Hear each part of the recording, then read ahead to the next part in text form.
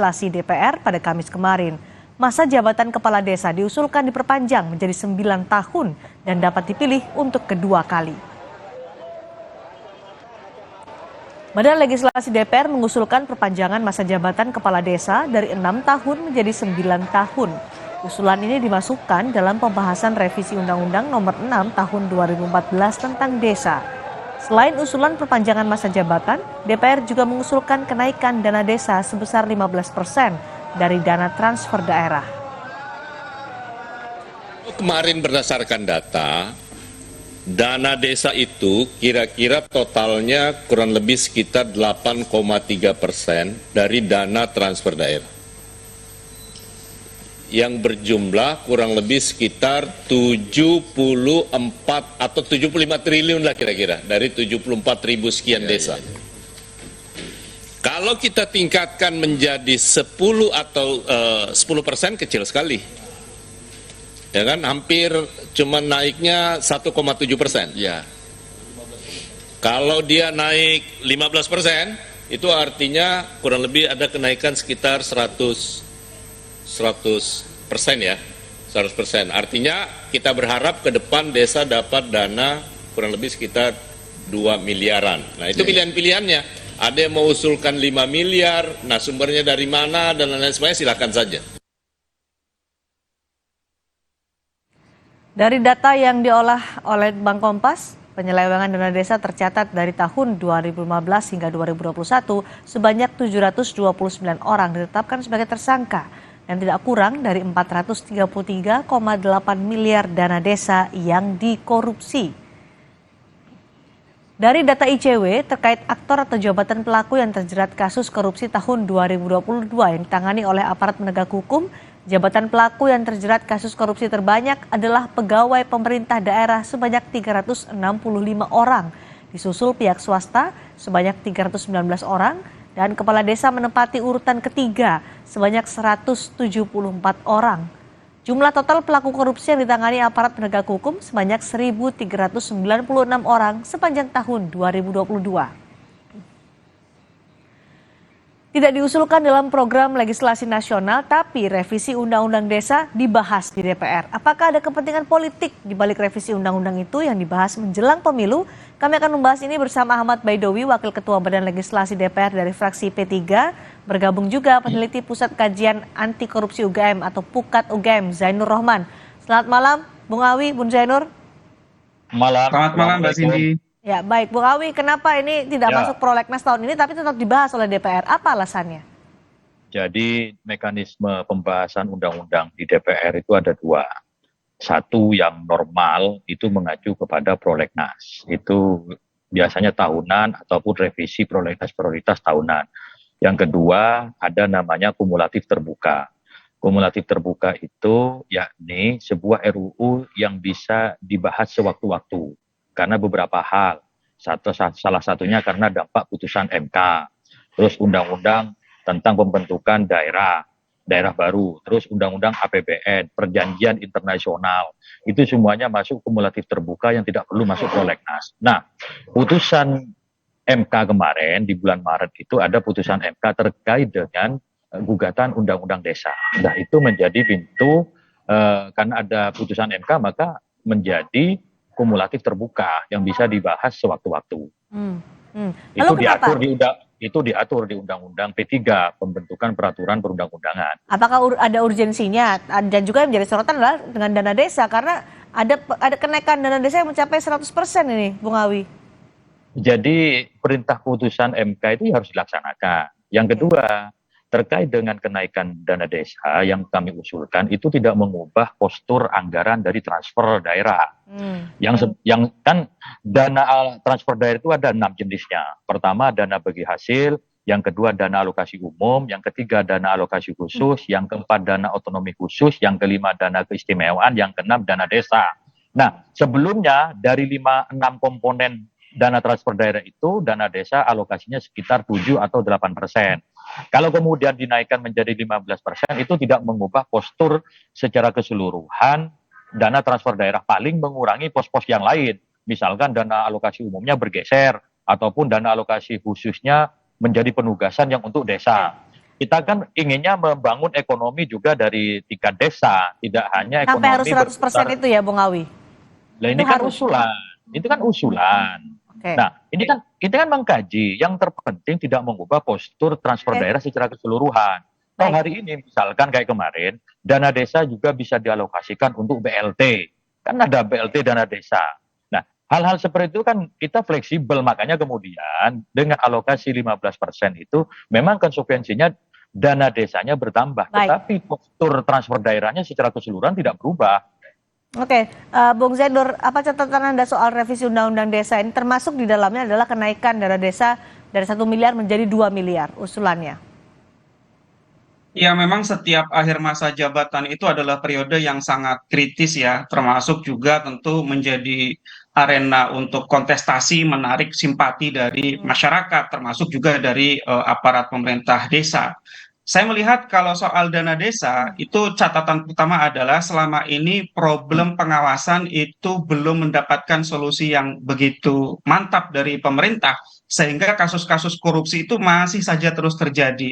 Jadi kita bukan soal menerima atau menolak usulan kenaikan dana desa. Tentu ya dana desa yang naik itu tentu akan berkontribusi terhadap belanja di desa. Tetapi selama problem pengawasan itu tidak pernah disentuh dengan serius oleh pemerintah, selama itu pula dana desa rawan sekali terhadap penyelewengan yang bernama korupsi. Nah, yang kedua, problem dana desa adalah ada banyak riset yang menunjukkan soal bahwa dana desa ini banyak dikooptasi oleh elit-elit desa. Jadi dana desa, menurut penelitian yang saya baca, ada 2 penelitian mutakhir, salah satunya Q1, itu belum berkontribusi untuk menghilangkan atau mengurangi ketimpangan. Jadi justru dana desa itu menyumbang ketimpangan yang sangat lebar di desa. Yang kedua, kontribusinya untuk mengurangi kemiskinan itu juga sangat kecil.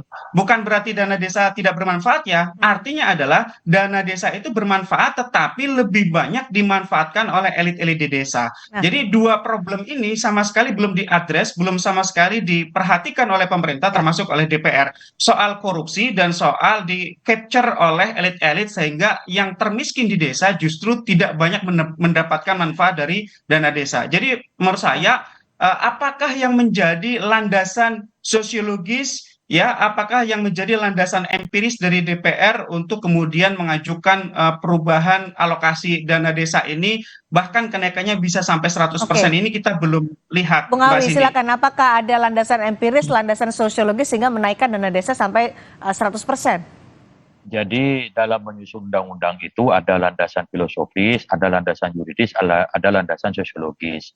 Nah, ini kan DPR kan didatangi oleh sekelompok perwakilan dari kepala desa yang beberapa waktu yang lalu diantaranya ingin melakukan revisi terhadap undang-undang desa. Salah satunya soal masa jabatan dan juga soal dana desa.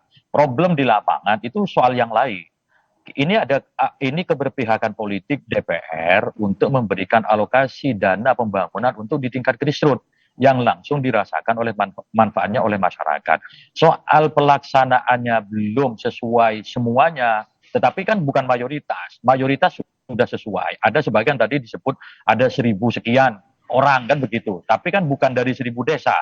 Nah, itu kan coba dibandingkan dengan jumlah desa yang ada.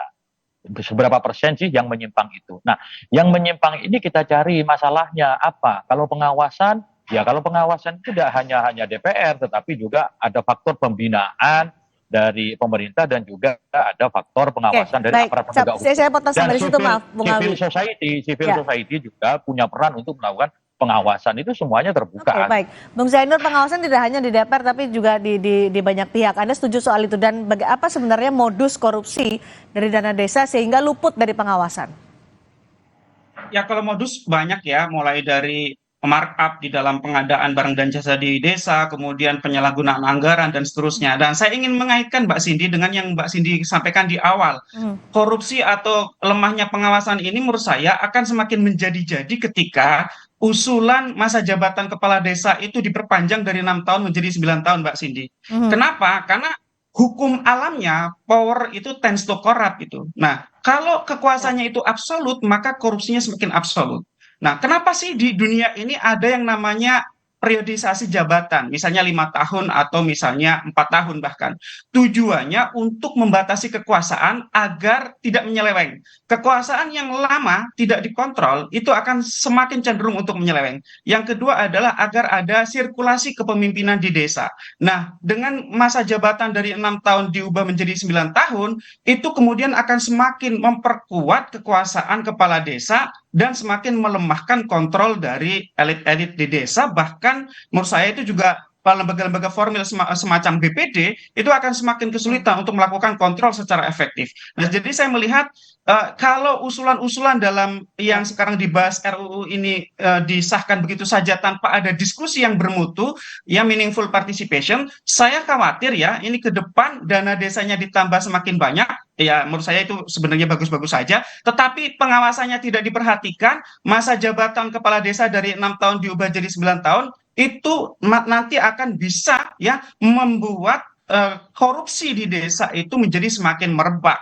Nah, kalau kita lihat misalnya putusan MK yang terakhir, itu kan misalnya tentang masa jabatan ketua KPK, dikatakan dari 4 tahun menjadi 5 tahun biar tidak diskriminatif. Nah, kenapa sekarang justru DPR itu mengusulkan sesuatu yang sangat diskriminatif, berbeda misalnya dengan gubernur, dengan bupati, dengan presiden. Apa yang menjadi pembeda dari jabatan kepala desa dari 6 tahun diubah menjadi 9 tahun, yang itu akan semakin mengurangi kesempatan untuk melakukan koreksi. Ya, kalau kepala desanya baik itu ya, kalau kepala desanya tidak baik dan kemudian tidak bisa diganti sampai 9 tahun, itu kan kemudian akan sangat sayang desa kemudian mendapatkan kepemimpinan yang buruk, Mbak Cindy. Oke, jadi Bung Zainur karena ini masih dalam usulan DPR menjelang pemilu legislatif juga 2024, saran Anda bagaimana untuk pembahasan selanjutnya di DPR? Menurut saya jangan di periode ini, serahkan kepada periode selanjutnya, berikan ruang perdebatan yang cukup. DPR harus ingat betul putusan Mahkamah Konstitusi, meaningful participation, gitu ya. Partisipasi yang bermakna, jangan hanya formalitas. Sudah mendengar aspirasi dari Asosiasi Pemerintah Desa, ya jelas kalau mereka apalagi kepala desa aspirasinya sangat jelas lah. Dana desa ditingkatkan, jabatan diperlama. Tapi tolong dengar masyarakat desa. Kebetulan saya lahir di desa, sampai saat ini saya juga tinggal di desa. Saya paham betul bahwa aspirasi masyarakat desa itu kalau soal masa jabatan, Hakul yakin itu keberatan kalau harus ditambah menjadi 9 tahun. Kalau soal dana desa beda lagi. Singkat saja untuk Bung Awi, jadi apakah akan melibatkan partisipasi masyarakat dan tidak diputuskan pada periode ini? Ini masih penyusunan. Jadi pembahasannya itu nanti, ini baru draft yang akan disusun oleh DPR. Dan kita sudah mendengarkan dari berbagai pihak. Dan ingat, periode utuh jabatan kepala desa itu tidak berubah, 18 tahun. 6 kali 3 menjadi 9 kali 2. Total sama, 18 tahun. Dan MK kemarin ketika meminta 5 tahun, ditolak, diserahkan kepada pembentuk undang-undang karena ini open legal policy, menjadi kewenangan pembentuk undang-undang. Nah, kita melihat maslahat dan mudaratnya. Selama 6 tahun, tingkat konflik di desa itu cukup tinggi. Di dapil saya, Mbak, kemarin Pilkades, singkat saja waktu kita sangat sempit, Bung Awi. Iya, menyisakan konflik yang berkepanjangan. 6 tahun itu nggak cukup untuk menghapus konflik itu. Oh, secara total tetap 18 tahun. 9 kali 2 dengan 6 kali 3 itu kan sama. Baik, tujuannya untuk masyarakat desa, tapi diperhatikan juga soal pengawasan karena kenaikan dana desa sampai 2 kali lipat itu berpotensi ada penyalahgunaan kewenangan dan juga potensi korupsi seperti yang diingatkan oleh Bung Zainur. Terima kasih Bung Zainur, terima kasih juga Bung Awi sudah bergabung bersama kami bersama Indonesia Malam hari ini. Saudara, polisi menggerebek sebuah rumah kontrakan di Villa Mutiara Gading, Kabupaten Bekasi, Jawa Barat karena diduga menjadi tempat penampungan penjualan organ ginjal. Selengkapnya usai jeda.